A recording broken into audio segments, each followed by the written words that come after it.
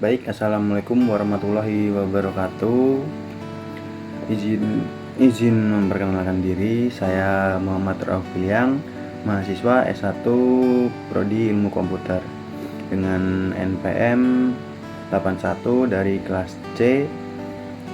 Ingin mempresentasikan materi dari kelompok 2 atau dari kelompok saya sendiri dengan materi yang saya kuasai, yaitu apa itu sistem terdistribusi dan keuntungan dari sistem terdistribusi. Dari yang pertama yaitu apa itu sistem terdistribusi. Sistem terdistribusi itu merupakan sistem yang terdiri dari beberapa komputer yang terhubung dan bekerja sama untuk menyelesaikan suatu tugas. Sistem terdistribusi juga dapat dibangun dengan berbagai macam arsitektur dan menggunakan berbagai teknologi komunikasi. Nah, maksud dari sistem terdistribusi terdistribusi ini yaitu sistemnya itu tersalurkan dari web server ke server yang lainnya.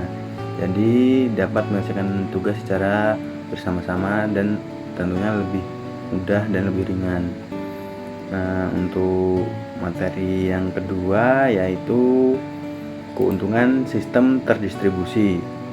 Untuk keuntungan sistem terdistribusi di sini ada 3, yaitu yang pertama efisien.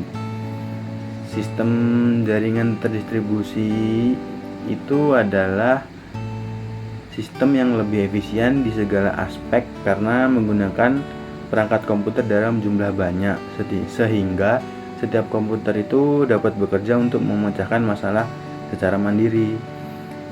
Untuk yang kedua, bisa diandalkan.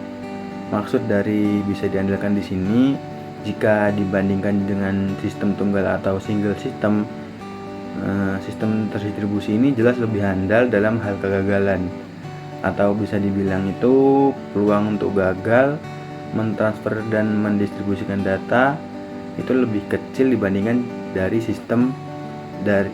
single system. Untuk yang ketiga itu ada latensi rendah. Latensi rendah itu adalah jeda waktu yang dibutuhkan oleh suatu jaringan untuk mengirim data dan mengirim ke penerima atau sebaliknya. Jika semakin tinggi jeda waktu yang dibutuhkan, maka penerima akan semakin lama menanggapi dan merespon perintah dari pengirim. Nah, untuk maksud dari latensi rendah di sini, jika latensinya itu rendah, maka suatu jaringan atau sistem itu akan cepat mengirim sesuatu kepada penerima. Untuk sebaliknya, jika latensinya itu tinggi, maka waktu yang dibutuhkan itu sangat lama, atau bisa dibilang itu lag atau semacamnya lah. Untuk dalam konteks komunikasi jaringan, latensi rendah ini menggambarkan waktu yang dibutuhkan untuk mengirimkan permintaan dari pengguna ke server dan menerima respon kembali. Jika semakin rendah latensi, maka semakin cepat respon yang diterima oleh pengguna. Nah, ini hampir mirip sama yang saya jelaskan sebelumnya. Jika semakin rendah latensinya, maka semakin cepat respon untuk menerima dan respon dari pengguna server untuk menerima. Jika semakin tinggi latensinya, maka dia semakin lama untuk meresponnya. Nah, dalam konteks permainan online atau streaming video, latensi rendah ini sangat penting untuk memastikan pengalaman pengguna yang lancar.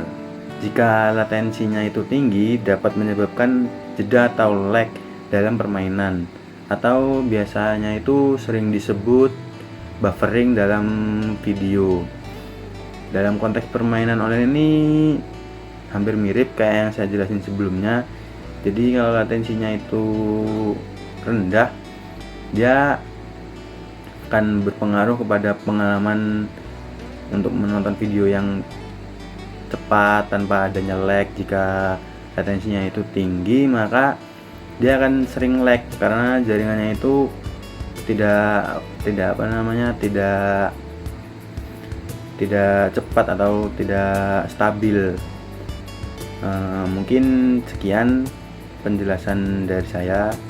Semoga penjelasan dari saya ini dapat bermanfaat bagi teman-teman yang belum mengetahui definisi dari apa itu sistem terdistribusi dan apa aja sih keuntungan sistem terdistribusi.